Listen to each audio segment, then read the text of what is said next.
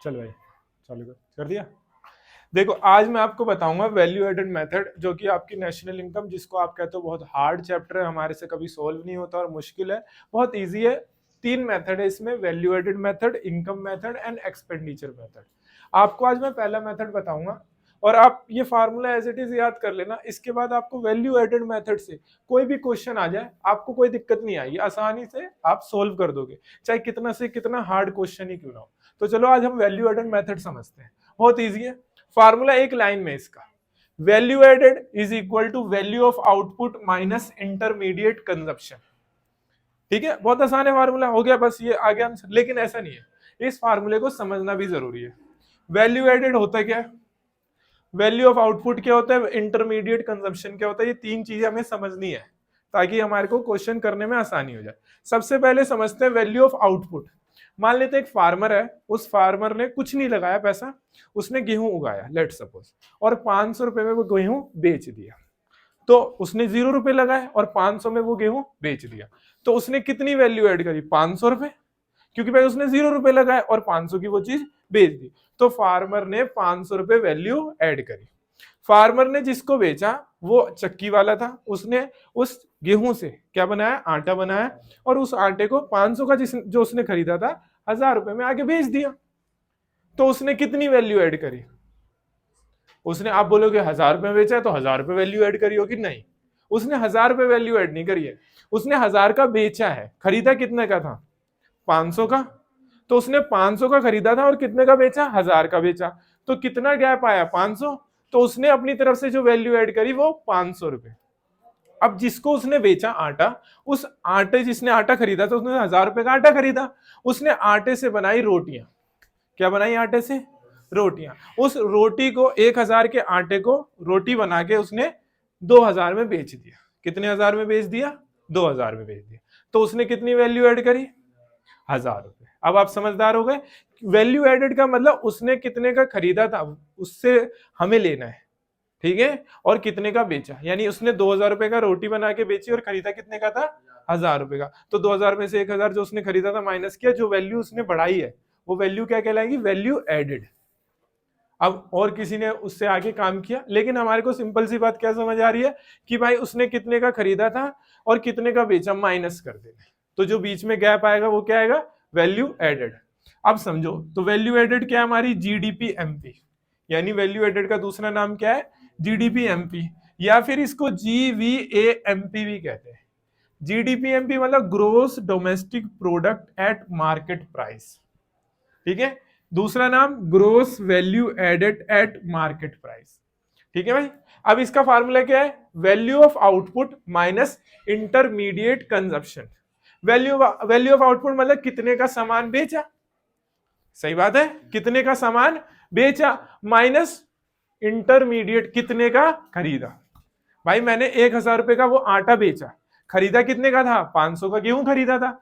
तो मैंने मेरी जो आउटपुट है उसका वैल्यू कितना, 1000 रुपए, और मैंने जो खरीदा था वो कितने का खरीदा था, 500 का। तो 1000 माइनस 500, तो कितना बचा, 500। तो मैंने कितनी वैल्यू ऐड करी, 500। तो यानी जीडीपीएमपी कितना आ गया, 500। अब आपको पता है इकोनॉमी में 3 सेक्टर्स होते हैं, right, primary sector, secondary sector और टर्सरी सेक्टर। प्राथमिक क्षेत्रक, द्वितीयक क्षेत्रक और तृतीयक क्षेत्रक, 3 क्षेत्र होते हैं। अब क्या एक ही सेक्टर वैल्यू ऐड करता है, नहीं ना भाई, प्राइमरी सेक्टर भी वैल्यू ऐड करता है, टर्सरी सेक्टर भी वैल्यू ऐड करता है और सेकेंडरी सेक्टर भी करता है। जैसे जो अभी हमने एग्जांपल लिया था वो एग्जांपल रिपीट करते हैं। सबसे पहले प्राइमरी सेक्टर में फार्मर ने 0 रुपए लगा के 500 रुपए वैल्यू ऐड करी। तो पहले फार्मर का कितना आ गया, 500 रुपए, जोड़ते रहना। दूसरे ने गेहूं बनाया, गेहूं से आटा बनाया सॉरी, तो उसने कितनी वैल्यू ऐड करी थी, 500 का चीज 1000 में बेचा था, यानी 500 रुपए उसने भी ऐड किया, ठीक है। अब तो 500 रुपए किसान ने, 500 रुपए इंडस्ट्री वाले ने जिसने गेहूं बनाया, सेकेंडरी सेक्टर भी कवर। अब वो किसी के पास आया, उस आटे को उसने पैक वैक किया, बोरे में डाला, अनिल आटा चक्की लिखा, है ना, और उसको 2000 में बेच दिया दुकानदार ने। दुकानदार कोई फैक्ट्री नहीं है, दुकानदार कोई इंडस्ट्री नहीं है। ये जो जितनी भी दुकानें अपने आसपास देखते हो वो टर्सरी सेक्टर में आती है।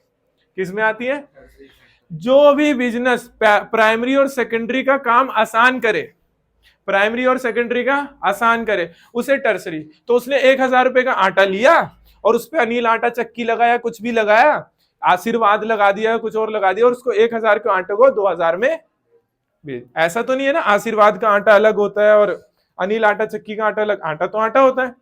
तो उसने तीनों ने मिलके वैल्यू ऐड करी। तो पहले वाले ने कितने ऐड करी? 500। फिर उस बिजनेसमैन ने जिसने आटा बनाया गेहूं से उसने 500, और जिसने बोरे में पैक वैक करके लोगों को बना के कितनी? 1000। तो टोटल कितनी होगी? 500, 500 और 1000, 2000। यानी तीनों सेक्टर की वैल्यू एडेड अगर आप निकाल लो तो भी क्या आ जाएगा? GDP MP. तो जीडीपी एमपी यानी वैल्यू एडेड का फार्मूला क्या है? वैल्यू एडेड का निकालने का तरीका वैल्यू ऑफ आउटपुट, यानी आउटपुट की वैल्यू में से आपने कितने का कंज्यूम किया। मतलब आपने 10,000 का सामान बेचा और आपने 5,000 का खरीदा था, तो जितने का आपने खरीदा दैट इज इंटरमीडिएट कंजप्शन। तो वैल्यू ऑफ आउटपुट कितने का बेचा माइनस कितने का खरीदा, तो जो गैप आएगा वो क्या आएगा? Value added. आपने जो वैल्यू ऐड करी है, जो आप वैल्यू ऐड करते हो that is we called GDP MP या जीवीए एमपी या वैल्यू एडेड।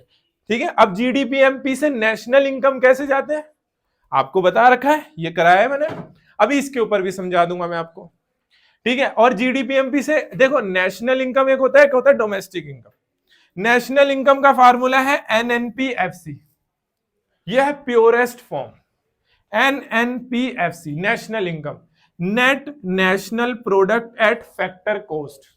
डोमेस्टिक इनकम का फार्मूला होता है एन डी, दूसरा एनडीपीएफसी, यहां पे एनएनपीएफसी है, डोमेस्टिक इनकम का होता है एनडीपीएफसी। तो एनडीपीएफसी हो जाएगा तो डोमेस्टिक इनकम, और एनएनपीएफसी है तो नेशनल इनकम। हमसे क्या करेगा क्वेश्चन में? वैल्यू एडेड मेथड की टर्म्स दे देगा, वैल्यू एडेड मेथड के ये टर्म्स दे देगा और बोलेगा नेशनल इनकम निकालो। तो आप कंफ्यूज हो जाओगे, भाई वैल्यू एडेड मेथड से तो जीडीपीएमपी निकलता है, वैल्यू एडेड मेथड से तो जीडीपीएमपी निकलता है, नेशनल इनकम कैसे निकलेगा? तो वैल्यू एडेड मेथड से पहले आप क्या निकालोगे? जीडीपीएमपी। देन जीडीपीएमपी का यूज करके ग्रोथ से नेट पे जाना है, डेप्रिसिएशन माइनस, डोमेस्टिक से नेशनल पे जाना है, एनएफआईए प्लस, पीपी सेम है, मार्केट प्राइस से फैक्टर कॉस्ट पे जाना है माइनस का एनआईटी। अब एनएफआईए कैसे निकालना है? FIFA minus FITA. एनआईटी कैसे निकालना है? IT minus subsidy. ये सब मैंने आपको बता रखा है।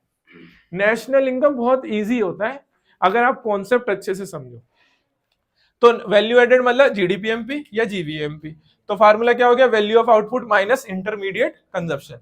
अब अगर मान लो वैल्यू ऑफ आउटपुट हमें नहीं दे रखा, नहीं दे रखा भाई, ये तो एक लाइन में फार्मूला हो गया ना। अगर वैल्यू ऑफ आउटपुट नहीं दे रखा तो हम कैसे निकालेंगे वैल्यू ऑफ आउटपुट? तो अगर आपको क्वेश्चन में वैल्यू ऑफ आउटपुट नहीं दे रखा तो आपको उसकी जगह कुछ चीजें दे रखी होंगी। तो पहले वैल्यू ऑफ आउटपुट को समझो है क्या। आप बेच रहे हो सामान, तो बेच रहे हो यानी जो आउटपुट है उसकी वैल्यू, भाई बेच रहे हो ना, और माइनस करेंगे कितने का खरीदा तो वैल्यू एडेड आ जाएगा। तो वैल्यू आउटपुट नहीं दे रखा तो दे रखा होगा सेल्स, तो सेल्स क्या मान लेंगे? Value of output. सेल्स में क्या ऐड करना पड़ेगा? Change in stock. अब ये चेंज इन स्टॉक क्या होता है भाई? अकाउंट्स वालों को तो अच्छे से पता होता है चेंज इन स्टॉक क्या होता है। मैंने साल की शुरुआत में 10 लाख रुपए का माल खरीदा, कितने रुपए का? 10 लाख रुपए का, लेकिन साल के एंड में 8 लाख का ही बेच पाया मैं, 2 लाख का सामान नहीं बेच पाया। तो यानी मेरा 2 लाख रुपए चेंज इन स्टॉक है ना, 2 लाख रुपए बच गया। तो वो जो 2 लाख रुपए का जो सामान है वो मेरे लिए क्या कहलाएगा? Final goods. क्या कहलाएगा? Final goods. चलो, तो अगर अभी मैं इसके बारे में कभी डिटेल में बताऊंगा फाइनल गुड्स इंटरमीडिएट गुड्स क्या होती है, मैंने आपको ऑलरेडी बता रखा है। अगर वो सामान 1 साल के अंदर नहीं बिकता, सिंपल से आपको कवर करा देता हूं, 1 साल के अंदर मैंने सामान खरीदा, अगर मैं नहीं बिक पाया तो वो क्या कहलाएगा? फाइनल गुड्स कहलाएगा, राइट। तो इसलिए हम जोड़ लेंगे। तो अगर वैल्यू ऑफ आउटपुट नहीं दे रखा तो सेल्स और चेंज इन स्टॉक को जोड़ देना है। क्या करना है? सेल्स और चेंज इन स्टॉक को जोड़ देना, तो क्या आ जाएगा? Value of output. एक और तरीका, अगर सेल्स और चेंज इन स्टॉक नहीं दे रखा तो ये दोनों दे रखा होगा। डोमेस्टिक सेल्स यानी मैंने भारत में कितना बेचा प्लस एक्सपोर्ट। एक्सपोर्ट का मतलब क्या होता है? विदेशों में कितना बेचा।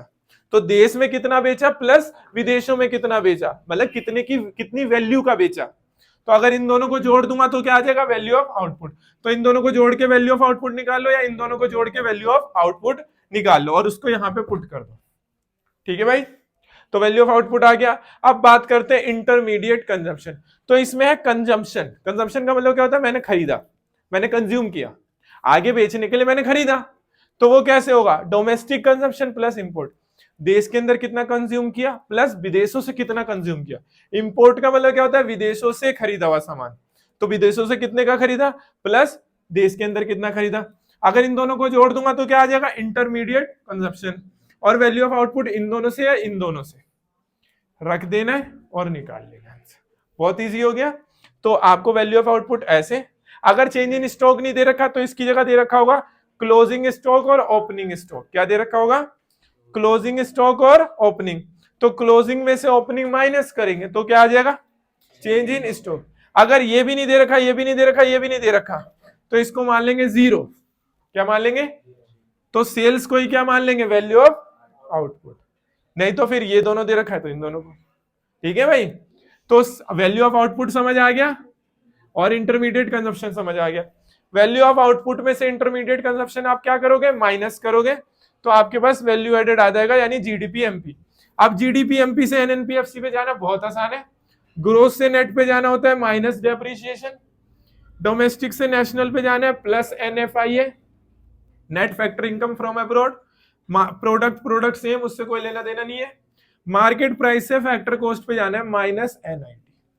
ठीक है भाई, आपके पास आ गया एनएनपीएफसी, एनडीपीएफसी सब निकालना सिखाया मैंने आपको। ठीक है, तो सबसे पहले आपको ये समझना है कि वैल्यू एडेड मेथड में ये दोनों चीजें चाहिए। अगर ये दोनों नहीं है तो फिर इस थ्रू निकालेंगे। आई बात समझ में। एक लास्ट चीज बता देता हूं, कभी कभार क्वेश्चन में ये भी नहीं होगा, ये भी नहीं होगा, ये भी नहीं होगा, ये भी नहीं होगा, ये भी नहीं होगा, तो भाई कैसे होगा, क्वेश्चन में कभी कभार साबुत दे देगा ये। ठीक है, अच्छा वैल्यू ऑफ आउटपुट कभी कभार ऐसे दे रखा होगा, प्राइमरी सेक्टर की वैल्यू आउटपुट, सेकेंडरी सेक्टर की value of output, tertiary sector की, तो तीनों की ऐड कर लेंगे, प्राइमरी सेकेंडरी और टर्शरी, तो हमारा क्या आ जाएगा, वैल्यू ऑफ आउटपुट। और इंटरमीडिएट कंजप्शन को माइनस करेंगे और इसको सॉल्व करने पे ये आएगा, ये नहीं आएगा, ये आएगा। और इससे हम कैसे निकालेंगे बता दिया भाई, इससे तो तुम कुछ भी निकाल सकते हो, जीएनपीएफसी, जीडीपीएफसी। आई बात समझ में, फार्मूला आसान है, हो जाएंगे नेशनल इनकम के सॉल्व आपसे क्वेश्चन। अगर आपको कोई क्वेश्चन में डाउट हो तो आप मेरे को व्हाट्सएप पे भेज सकते हो। बाकी अभी के लिए इतना ही, धन्यवाद आपका, गुड नाइट।